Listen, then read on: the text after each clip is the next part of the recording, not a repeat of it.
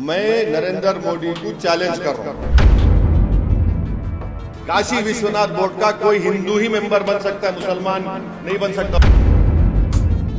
तो ये सेक्शन 3 वक्फ यूजर का असल मकसद क्या है कि मुसलमानों से उनकी मस्जिद, दरगाहें, कब्रिस्तान, यतीम खानों को छीन लेना। तो ये एक्ट में वक्फ के प्रोटेक्शन का कोई चीज नहीं है, सब झूठ बोल रहे बीजेपी वाले। पार्लियामेंट के सामने मस्जिद है, पार्लियामेंट के राइट सामने, जिसमें फखरुद्दीन अली अहमद की खबर है। अब कल कोई जाकर पूछे कि भाई इसका डीड बताओ, कहां की डीड निकलेंगी? डीड कहां निकलेंगी? डीड नहीं निकलेंगी। आप बोलेंगे वक्फ यूजर नहीं है, गवर्नमेंट प्रॉपर्टी है।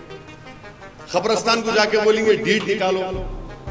अब जितने खबरा है वो हजरत ईसा अलैहिस्सलाम बोलते थे खुम बिइज़्निल्लाह, बोल तो मैं तो नहीं बोल, कोई नहीं कर सकता। अब वो खबरों में से कौन पुकार के बोलेंगे हमारे में डीड है बोल।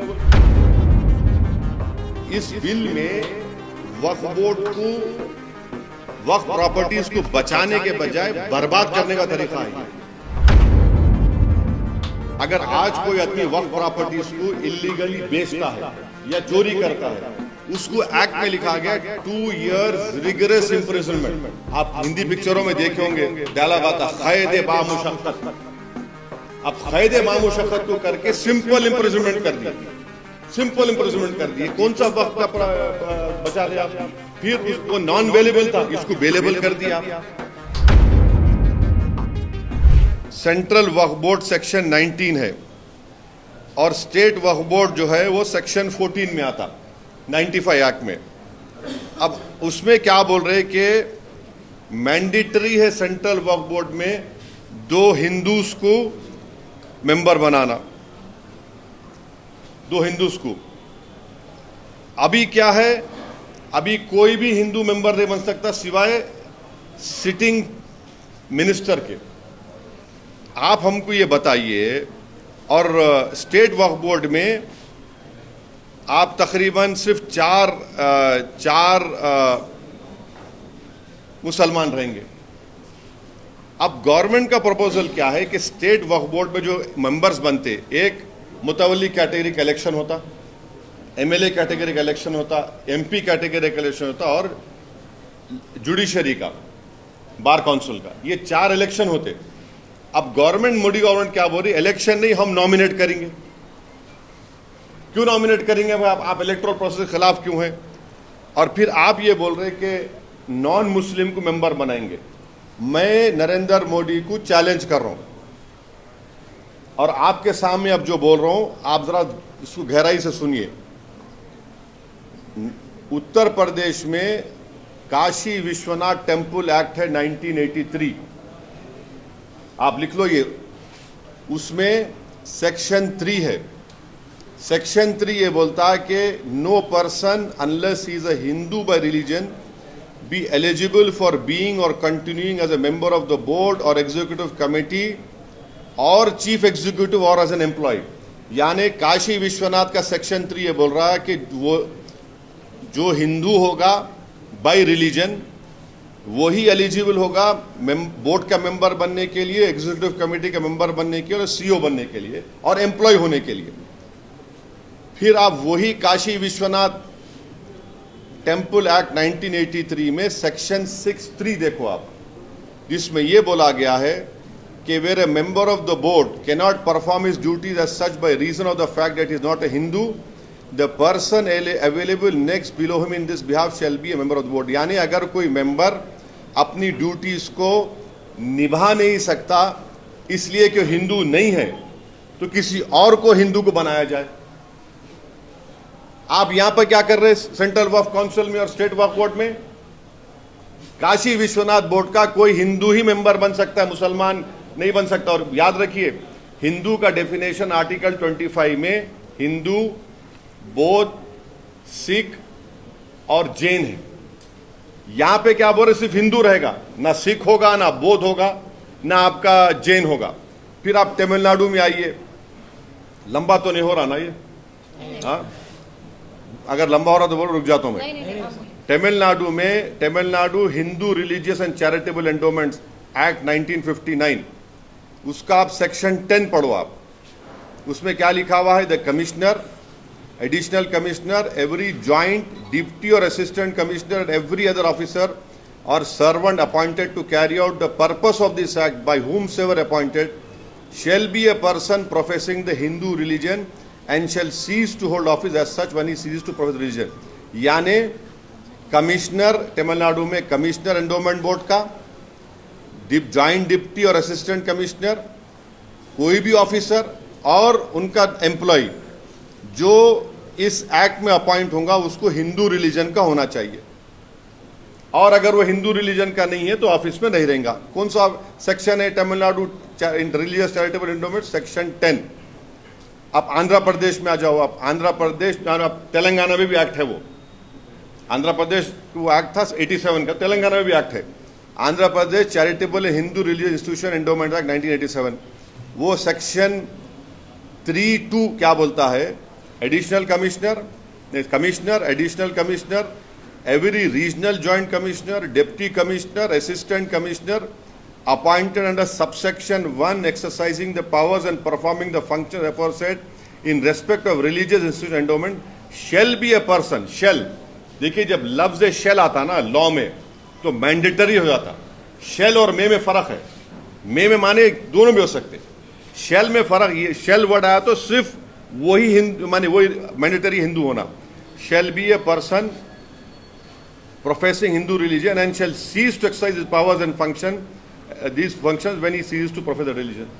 यानी आपको हिंदू होना जरूरी है, अगर आप नहीं है तो मेंबर निकलते। अब कर्नाटका में आइए आप, Karnataka Hindu religious institution charitable endowment 1997 section 7 पढ़ो आप, उसमें क्या हो रहा? Commissioner, deputy commissioner, assistant commissioner, every other officer और सर्वेंट, यानी एम्प्लॉय भी ऑफिसर भी, appointed to carry out the purpose of this act by whomsoever appointed shall be a person professing Hindu religion and shall cease to hold office as in such when he ceases to profess religion। ये वही है। फिर आप ओडिशा को जाइए, Odisha Hindu religious endowment act 1951, उसमें section 5 पढ़ो आप, उसमें वही लिखा हुआ है कि the state government may by notification appoint a person who professes the Hindu religion as a member of either judicial, administrative service, retired member thereof to be commissioner of endowments, and they may further appoint such number of deputy commissioners, assistant commissioners as they think fit। फिर उसमें ये बोल रहे अगर कोई Hindu religion नहीं है उसको ऑफिस सीज कर देना। हमारा क्वेश्चन ये है, मैं आपको 5-6 स्टेट्स की मिसाल दिया। अब 95 के एक्ट में जो अभी एक्ट है, इसमें क्या है? सेक्शन 9 जो वक्फ काउंसिल का है, ये पूरे के पूरे मुसलमान है 95 के एक्ट में। अब 2024 में गवर्नमेंट क्या बोल रही है कि 2 members under this section shall be non Muslim, माने 2 मेंबर कम से कम मस्ट है आपको नॉन मुस्लिम बनाना। ये वायलेट करता आर्टिकल 15, 25, 26, 29 कॉन्स्टिट्यूशन। डिस्क्रिमिनेशन है, ये कंप्लीट डिस्क्रिमिनेशन है। अब आप आ जाइए स्टेट वक्फ बोर्ड पे, 90 जो स्टेट वक्फ बोर्ड सेक्शन 14 है 1995, जिसमें पूरे मेंबर मुस्लिम हो सकते, पूरे मेंबर मुस्लिम होते। अभी इन्होंने क्या कर दिए, यहां पर क्या कर दिए, खाली 4 कर दिया स्टेट वक्फ बोर्ड में। हमारा बोलना यह है कि भाई साहब, जब काशी विश्वनाथ के एक्ट में, हाँ, फिर आपके तमिलनाडु के Hindu religious charitable endowments act 59 में, आंध्र प्रदेश के charitable Hindu institution endowment act 1987, Karnataka के Hindu religious institution charitable endowment 1997, Odisha के 1951 एक्ट में, इन सब में बोला जा रहा है कि commissioner, assistant commissioner, CO, employ तक हिंदू होना। आप क्यों हमारे पीछे पड़े हुए वक्फ बोर्ड के? अब ये बताओ आप, ये नाइंसाफी नहीं है तो क्या है? तो इस बिल में वक्फ बोर्ड को, वक्फ प्रॉपर्टीज को बचाने के बजाय बर्बाद करने का तरीका है ये। आपको और एक मिसाल दे रहा हूं, आप जाकर सेक्शन 52 ऑफ 95 एक्ट पढ़ो, जिसमें यह बोला गया अगर आज कोई आदमी वक्फ प्रॉपर्टीज को इलीगली बेचता है या चोरी करता है, उसको एक्ट में लिखा गया 2 years रिगरस इंप्रिजनमेंट। आप हिंदी पिक्चरों में देखे होंगे, डायलॉग आता क़ैद बामुशक्क़त। अब क़ैद बामुशक्क़त को करके सिंपल इम्प्रिजनमेंट कर दिए, सिंपल इम्प्रिजनमेंट कर दिए। कौन सा वक्त का बचा रहे आप? फिर वो नॉन बेलेबल था, इसको बेलेबल कर दिया आप। ये कौन सा वक्त प्रॉपर्टीज को बचा रहे? आप तो बर्बाद करना चाह रहे।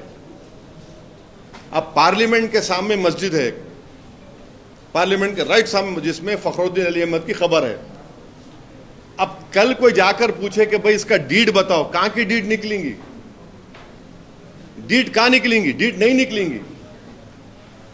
आप बोलेंगे वक्फ बाय यूजर नहीं है, गवर्नमेंट प्रॉपर्टी है। खबरस्तान को जाके बोलेंगे डीड निकालो। अब जितने खबरां हैं, वो हजरत ईसा अलैहिस्सलाम बोलते थे खुम बिइज़्निल्लाह, बोल तो मैं तो नहीं बोल, कोई नहीं कर सकता वो। अब वो खबरों में से कौन पुकार के बोलेंगे हाँ हमारे पास डीड है? बोल कौन बोलेंगे? बोलो आप। यतीम खाने हैं, आप बोलेंगे दरगाहें हैं, कहां से ला के देंगे? तो ये सेक्शन 3 वक्फ बाय यूजर का असल मकसद क्या है कि मुसलमानों से उनकी मस्जिद, दरगाहें, कब्रस्तान, यतीम खानों को छीन लेना। तो ये एक्ट में वक्फ के प्रोटेक्शन का कोई चीज नहीं है। सब झूठ बोल रहे बीजेपी वाले। सिर्फ वक्फ को बर्बाद करना उसका मकसद है। मैं आपको जितने सेक्शंस बोला हूं ना, आप जाकर पढ़िए। अगर मैं एक भी झूठ बोल रहा हूं तो आके मेरे पकड़ लो आप मेरे को।